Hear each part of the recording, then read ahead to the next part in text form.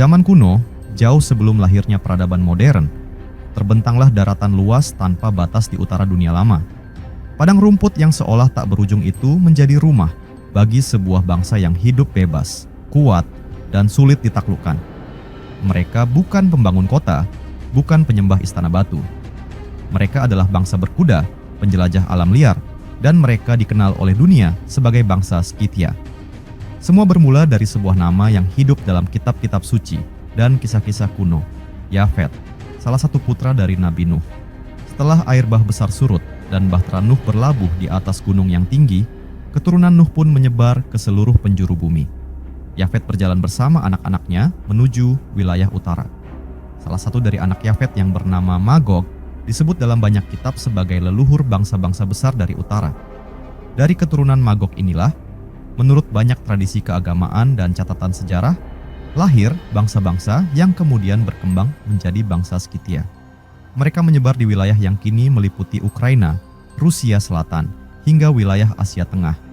Tanah-tanah dingin dan terbuka, inilah yang membentuk watak mereka. Keras, cepat, bebas, dan tak mudah tunduk pada kuasa siapapun. Bangsa Scythia tidak dikenal karena membangun kerajaan dalam bentuk dinding dan menara. Kerajaan mereka adalah padang luas yang terus berubah. Mereka hidup berpindah-pindah, mengikuti musim dan padang rumput untuk ternak mereka. Namun jangan salah, walaupun mereka tidak memiliki istana megah, kekuasaan mereka terbentang luas dan menakutkan bangsa-bangsa sekitarnya.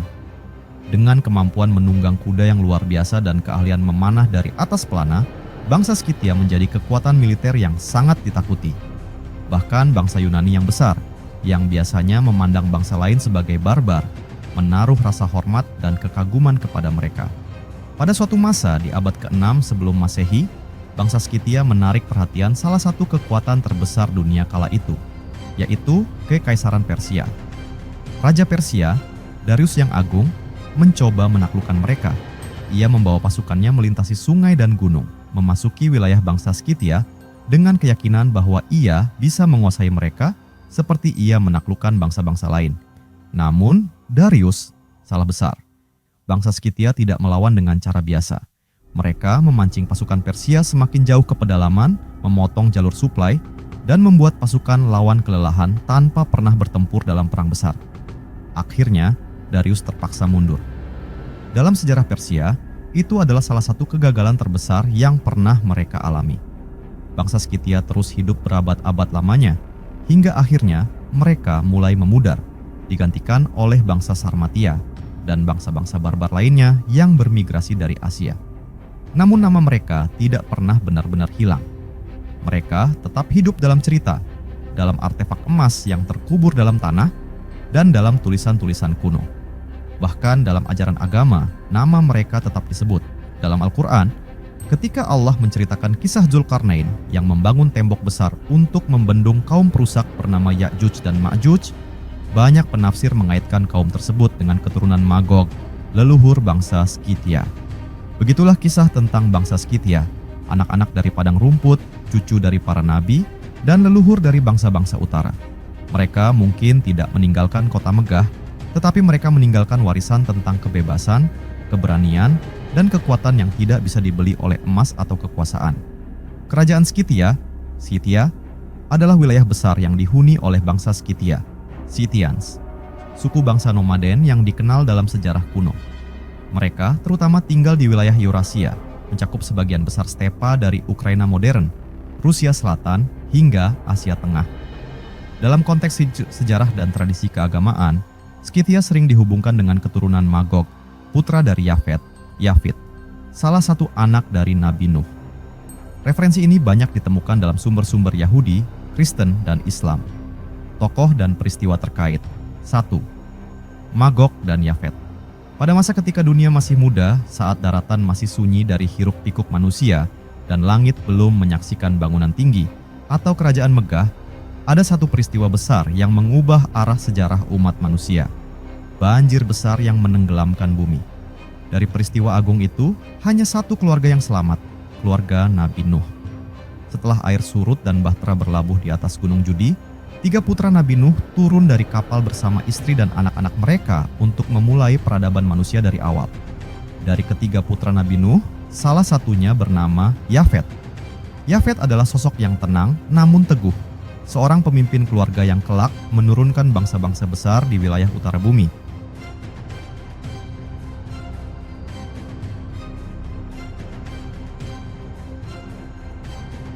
Bersama anak-anaknya, Yafet menuju ke arah yang lebih jauh dari tanah asal mereka, menembus pegunungan dan lembah, menyusuri tanah yang dingin dan angin yang menggigit, hingga akhirnya menetap di wilayah yang kini membentang dari Laut Hitam hingga Asia Tengah.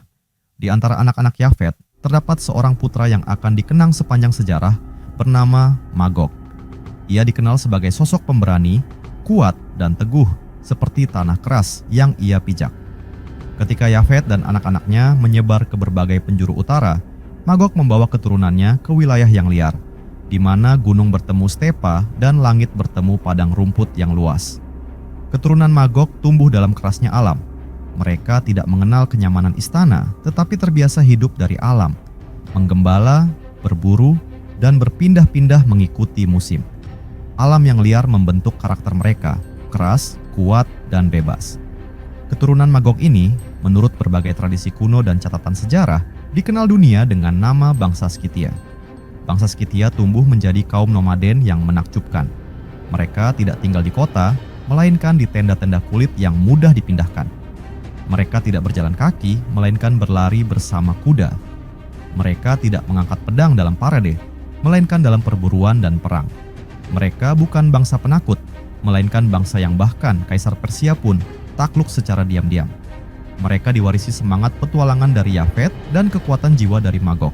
Maka tidak heran bila bangsa Skythia begitu tangguh, mampu bertahan di wilayah liar yang tidak sanggup dihuni oleh bangsa lain.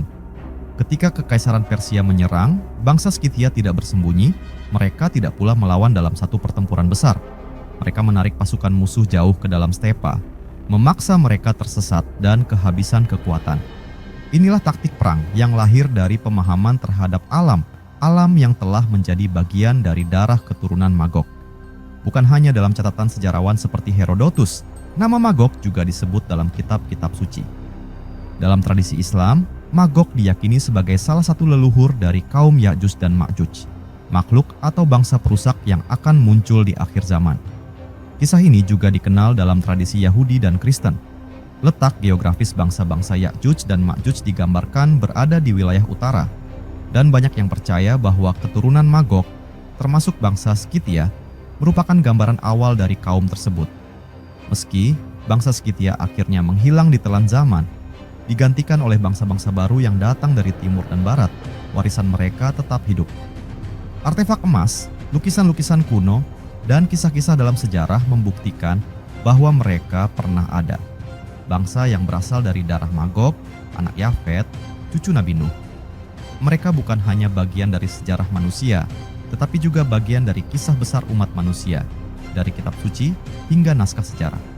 Dan hingga kini, nama mereka masih berhembus di angin dingin stepa yang luas, sebagai pengingat bahwa dari garis keturunan para nabi pun lahir bangsa-bangsa yang bebas dan tak gentar menghadapi dunia. 2. Herodotus, sejarawan Yunani. Pada suatu masa ketika peradaban dunia masih muda dan manusia masih meraba-raba bentuk sejarah, hidup seorang pria Yunani yang tidak hanya ingin hidup di dalam batas tembok kota kelahirannya.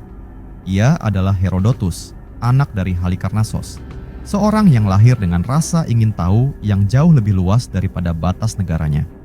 Ketika bangsa-bangsa lain sibuk membangun kuil dan menaklukkan kota, Herodotus memilih jalan yang berbeda. Ia menempuh perjalanan, menuliskan kisah-kisah, dan mengukir sejarah dari mulut ke mulut ke dalam tulisan yang kini dikenang sebagai historis. Herodotus hidup di abad ke-5 sebelum Masehi. Pada masanya, dunia sedang berada dalam masa transisi. Kekaisaran Persia berkembang pesat mengancam tanah Yunani, sementara di sisi lain, wilayah utara yang dingin dan jauh hampir tidak dikenal oleh dunia yang terpelajar. Namun, dari cerita-cerita yang ia dengar dari para pedagang, prajurit, pengembara, terdapat satu nama yang terus terulang, Skythia, negeri bangsa penunggang kuda dari utara yang tidak dapat dikalahkan. Herodotus tertarik. Siapa sebenarnya bangsa Skythia ini? Mereka tidak memiliki kota besar. Mereka tidak menyembah dewa-dewa Yunani. Mereka tidak menulis atau membangun kuil. Namun, mereka mampu menggagalkan ekspansi salah satu penguasa terbesar dunia kala itu, Raja Darius dari Persia. Dalam perjalanannya ke wilayah timur dan utara, Herodotus tidak hanya mengamati, tetapi juga bertanya dan mendengarkan. Ia mencatat cerita dari penduduk lokal, dari para prajurit Persia, dari bangsa Yunani yang sempat berinteraksi dengan Skythia. Dengan gaya penulisan yang khas, campuran antara fakta, observasi, dan cerita rakyat, Herodotus menulis salah satu narasi paling awal tentang bangsa Skythia yang masih dibaca hingga kini.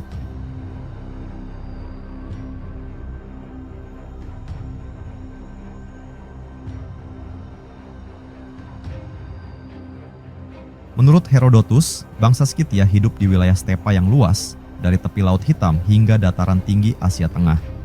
Mereka hidup nomaden, berpindah-pindah dengan kereta dan tenda, menggembala kuda dan hewan ternak lain, dan memiliki keahlian luar biasa dalam memanah dari atas kuda. Herodotus menekankan bahwa mereka tidak memiliki pertahanan berupa tembok atau kota, tetapi mereka juga tidak bisa ditaklukkan karena mereka tidak pernah berhenti bergerak. Ia menggambarkan budaya Skythia sebagai sesuatu yang asing namun menarik. Misalnya, mereka memiliki ritual penguburan yang rumit, termasuk mengorbankan hewan dan bahkan manusia.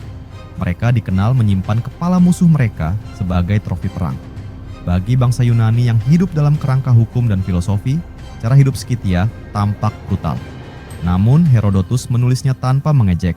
Ia justru menyampaikan kekaguman tersirat. Karena di balik kekerasan itu, ada tatanan sosial yang kuat dan rasa kebangsaan yang dalam. Herodotus mencatat bagaimana bangsa Skythia mengalahkan pasukan Persia tanpa pertempuran besar. Ketika Raja Darius membawa puluhan ribu tentaranya ke tanah Skythia, bangsa Skythia justru menghindar dari perang. Mereka mundur perlahan, menghancurkan sumber air dan makanan di belakang mereka, memancing pasukan Persia masuk lebih jauh ke wilayah kosong. Taktik perang ini sangat cerdas dan menghancurkan moral musuh. Darius akhirnya mundur, kalah bukan karena pedang, tetapi karena kelelahan dan keputusasaan. Herodotus menulis peristiwa ini sebagai bukti bahwa bangsa yang hidup liar pun bisa memiliki strategi perang yang luar biasa. Dalam bukunya Historis, Herodotus menempatkan Skythia sebagai salah satu bangsa besar yang patut dipelajari.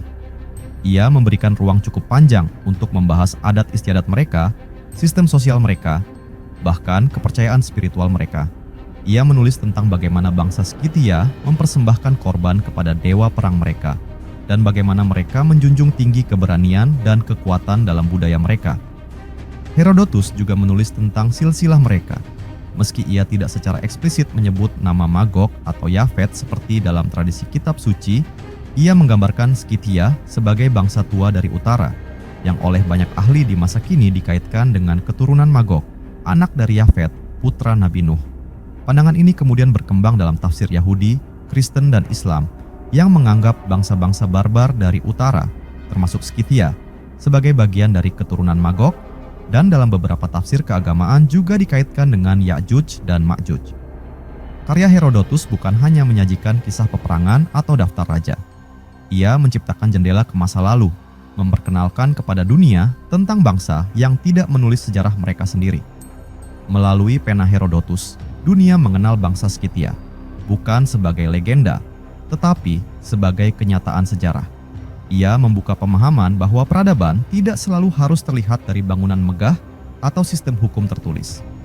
Kadang, kekuatan sejati terletak pada kemampuan bertahan, memahami alam, dan hidup dalam keselarasan dengan kekuatan yang lebih besar dari manusia. Dalam kisah antara Herodotus dan bangsa Skythia, kita tidak hanya melihat hubungan antara penulis dan objek penelitiannya. Kita melihat dua dunia yang bertemu. Satu dunia yang mengutamakan logika, hukum, dan peradaban kota. Dan satu dunia yang hidup dengan alam, gerak, dan kekuatan fisik. Herodotus menjembatani dua dunia itu dan mengabadikannya untuk generasi masa depan. Dan hingga kini, saat para sejarawan dan pelajar membuka kembali lembaran historis, mereka tidak hanya belajar tentang perang dan raja-raja, tetapi juga tentang bangsa Skythia, bangsa yang hidup di ujung dunia, tetapi dikenang selamanya karena seseorang bernama Herodotus menulis tentang mereka.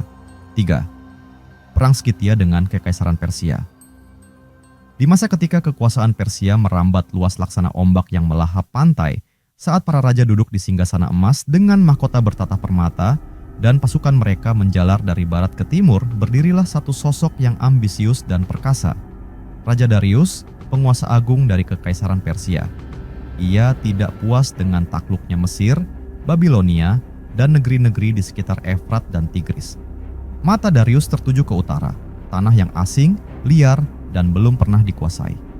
Tanah itu adalah Skythia, negeri padang rumput luas yang dihuni oleh bangsa nomaden pemberani. Bagi Darius, menaklukkan Skythia berarti mengukuhkan kekuasaannya sebagai raja terbesar di muka bumi. Ia ingin menjadi raja yang tidak hanya menguasai kota dan kuil, tetapi juga menundukkan bangsa-bangsa liar yang tidak mengenal peradaban.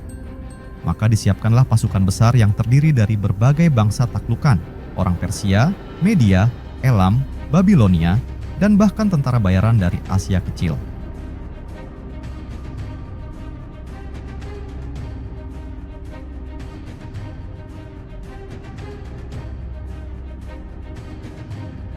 Pasukan itu jumlahnya puluhan ribu, lengkap dengan kereta perang, pemanah, dan pembawa perbekalan. Jembatan ponton dibangun untuk melintasi sungai Danube, penghubung antara dunia Persia dan daratan Skythia. Darius yakin, dalam waktu singkat ia akan menguasai seluruh wilayah utara. Namun Darius tidak tahu bahwa yang sedang ia hadapi bukanlah bangsa biasa. Bangsa Skythia yang telah hidup selama berabad-abad di tanah stepa bukanlah orang-orang yang bisa dipaksa bertekuk lutut. Mereka tidak memiliki istana untuk ditaklukkan, tidak ada kota untuk dibakar, dan tidak ada benteng untuk dikepung. Yang mereka miliki hanyalah alam luas, gerak, dan kebebasan yang tidak bisa dibatasi oleh siapapun.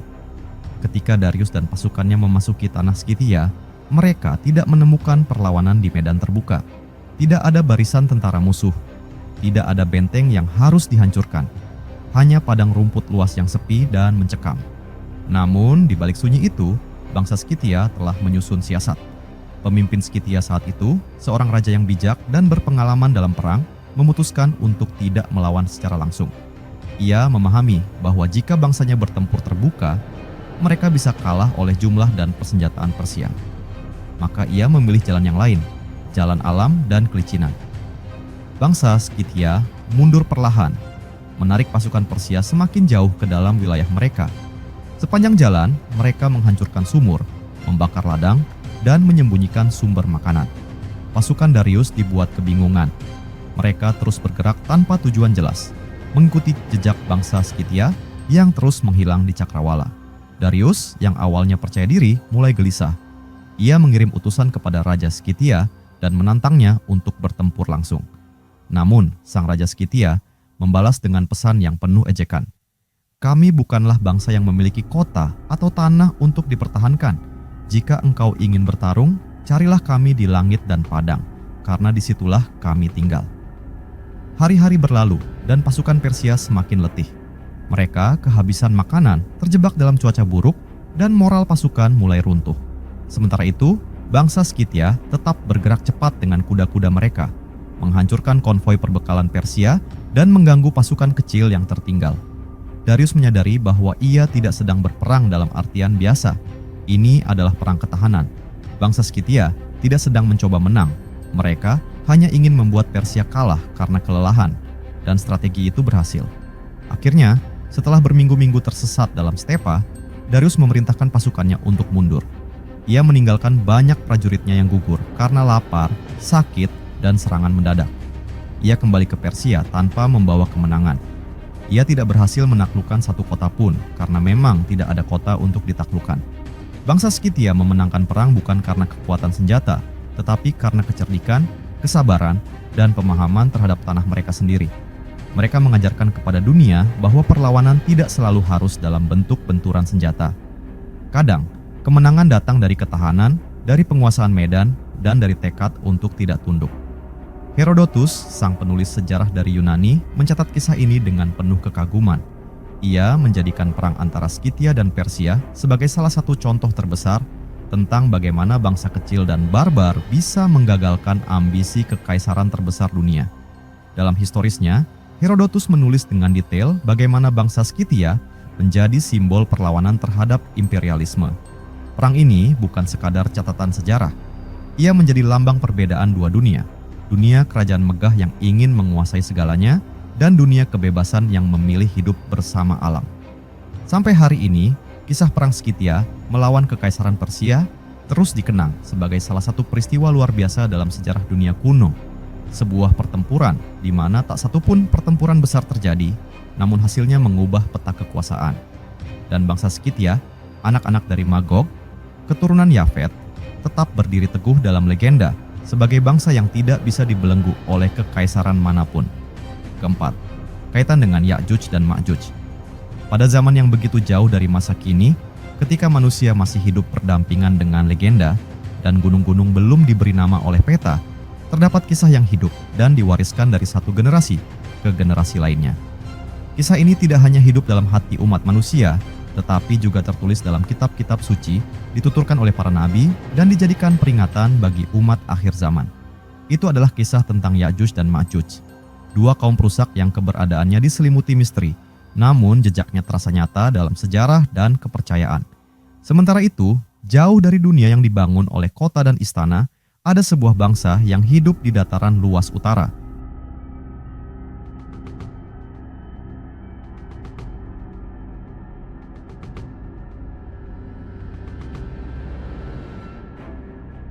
Bangsa ini tidak memiliki rumah permanen, tetapi menjadikan langit sebagai atap dan padang rumput sebagai ranjang mereka.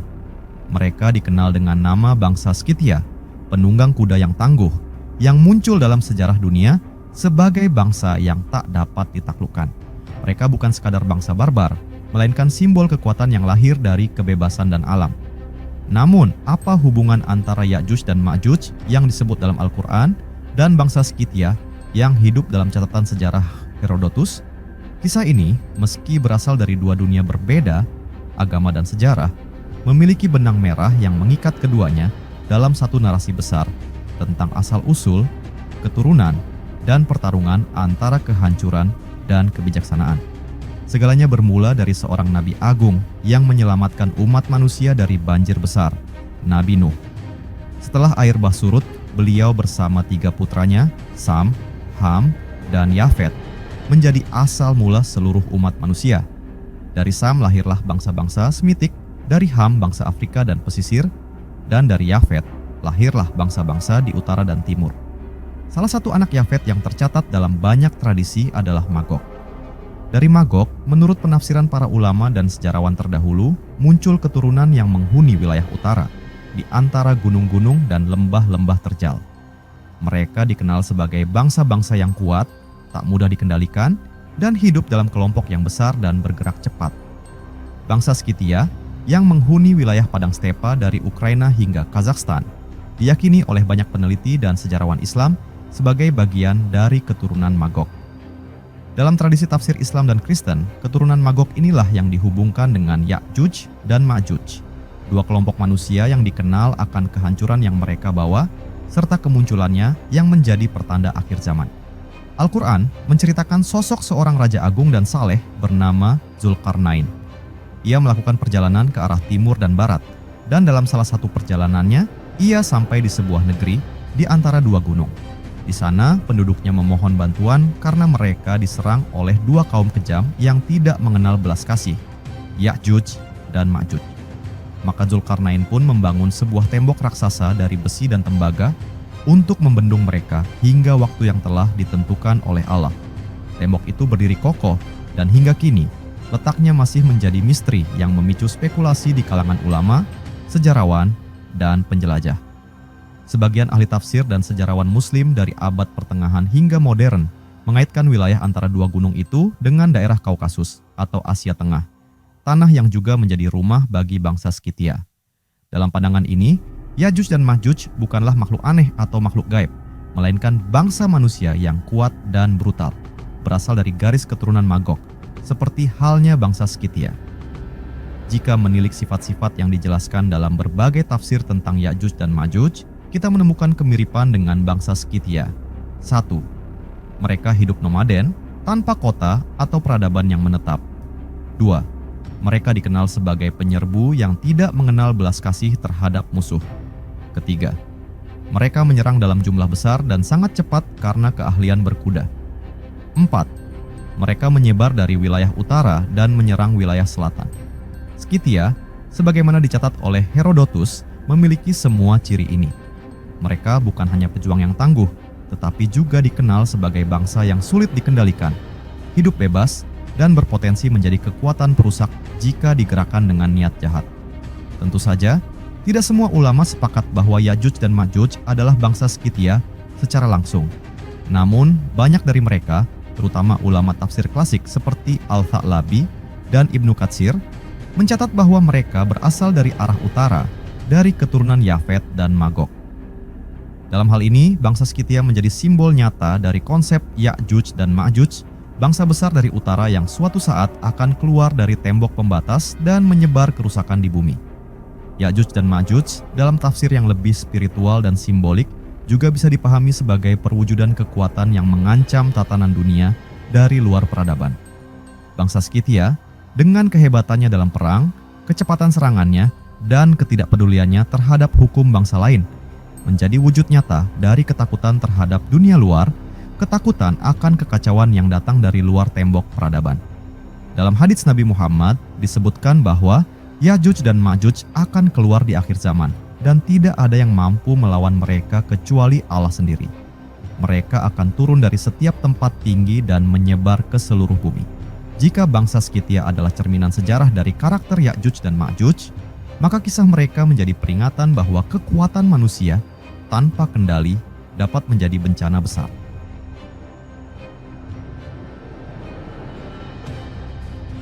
Begitulah benang merah yang menghubungkan Ya'juj dan Ma'juj dengan bangsa Skythia. Dua nama, dua kisah, dari dua dunia yang berbeda, yang satu dari wahyu ilahi dan yang satu dari catatan sejarah dunia. Namun, ketika keduanya disatukan dalam narasi besar umat manusia, kita melihat gambaran utuh tentang kekuatan, kebebasan, dan bahaya yang mengintai dari arah utara, menunggu waktu untuk kembali muncul dalam sejarah manusia. Pengaruh budaya dan militer.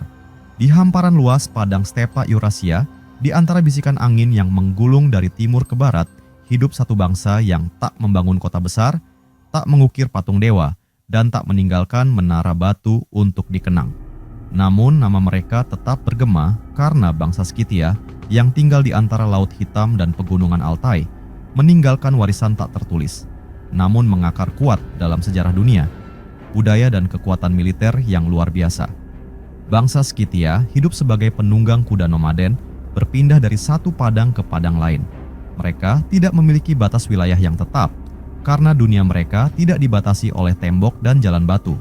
Dunia mereka terbentang luas, dan kemerdekaan adalah satu-satunya hukum yang mereka taati. Namun jangan salah, di balik kehidupan sederhana itu, tersembunyi peradaban yang kuat dalam budaya dan disegani dalam kekuatan militer. Kebudayaan bangsa Skythia lahir dari kedekatan mereka dengan alam. Mereka percaya bahwa kehidupan tidak berjalan secara linier, melainkan berputar mengikuti musim dan gerak bintang. Kesenian mereka tidak diukir di dinding kuil, tetapi tercermin dalam perhiasan emas, kerajinan logam, dan seni ukir kayu yang menakjubkan. Para arkeolog di masa kini, ketika membuka kuburan kuno bangsa Skythia, menemukan benda-benda seni yang luar biasa rumit dan indah. Liontin berbentuk hewan, sabuk emas dengan ukiran pertempuran, dan bejana berhias motif mitologi. Bangsa Skythia menempatkan binatang sebagai simbol dalam budaya mereka. Rusa, elang, harimau, dan naga bersayap menjadi bagian dari dunia simbolik mereka, makhluk yang mewakili kekuatan, kelincahan, dan penjaga dunia roh. Motif-motif ini tersebar luas dan akhirnya memengaruhi gaya seni di Asia Tengah, Persia, bahkan jauh hingga Tiongkok. Dalam ritus kematian, bangsa Skythia melakukan pemakaman yang rumit. Pemimpin mereka dimakamkan bersama kuda kesayangannya, senjata, bahkan pelayan.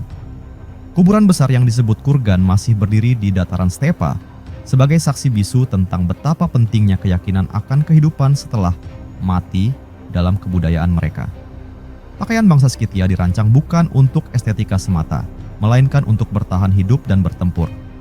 Mereka mengenakan pakaian dari kulit dan wol, dihiasi dengan logam kecil sebagai perlindungan tambahan. Sepatu mereka tinggi dan lentur, cocok untuk menunggang kuda dalam waktu lama. Mereka juga menciptakan topi berbentuk kerucut yang akhirnya menjadi model bagi beberapa pasukan berkuda dari Asia dan Eropa Timur di kemudian hari. Bahasa mereka pun memengaruhi wilayah luas.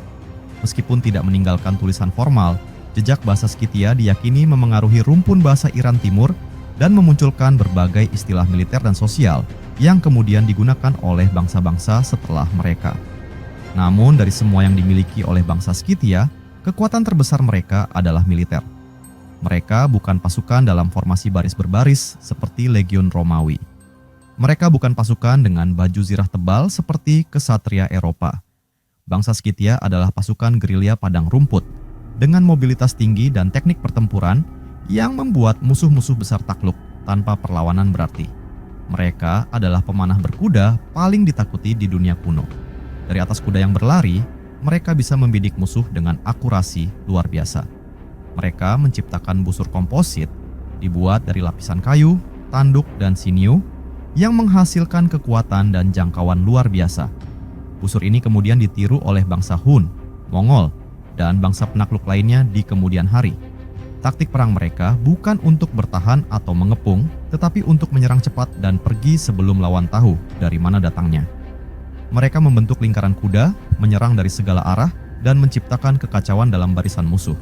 Bahkan pasukan Persia di bawah Raja Darius, yang dikenal sebagai kekuatan darat terbesar di zamannya, tak mampu menghadapi strategi perang ini. Mereka ditarik ke dalam wilayah Skythia yang luas dan akhirnya mundur karena kelelahan dan kekurangan suplai, tanpa satupun pertempuran besar. Bangsa Skythia tidak hanya unggul dalam taktik, tetapi juga dalam psikologi perang. Mereka memenggal kepala musuh dan menggunakannya sebagai cangkir minum untuk menunjukkan dominasi. Mereka menggantung kulit kepala musuh di pelana mereka sebagai peringatan. Bagi musuh-musuhnya, bangsa Skythia bukan hanya kuat secara fisik, tetapi juga menakutkan secara mental.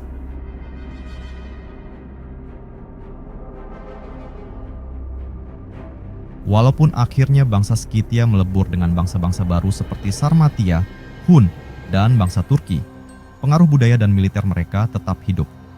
Taktik perang mereka menjadi dasar bagi taktik bangsa Mongol dan bangsa penunggang kuda Asia Tengah lain. Seni mereka menyebar hingga ke Persia dan Tiongkok, membentuk gaya visual yang bertahan hingga ribuan tahun.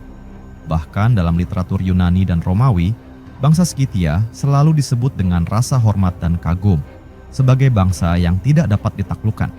Dan mungkin yang paling luar biasa adalah bagaimana bangsa Skythia yang tidak meninggalkan satupun kota besar atau pustaka tertulis berhasil menulis namanya dalam sejarah dunia. Lewat kekuatan budaya dan kekuatan militer, mereka mengukir jejak yang lebih dalam dari batu, lebih abadi dari istana, dan lebih dikenang dari raja. Mereka adalah suara padang, bayangan dari kejauhan, dan kekuatan yang tak pernah bisa dibelenggu. Secara keseluruhan, kerajaan Skythia memiliki tempat penting dalam sejarah karena perannya sebagai peradaban nomaden yang besar dan sering dikaitkan dengan narasi keagamaan terkait Magog dan Yafet.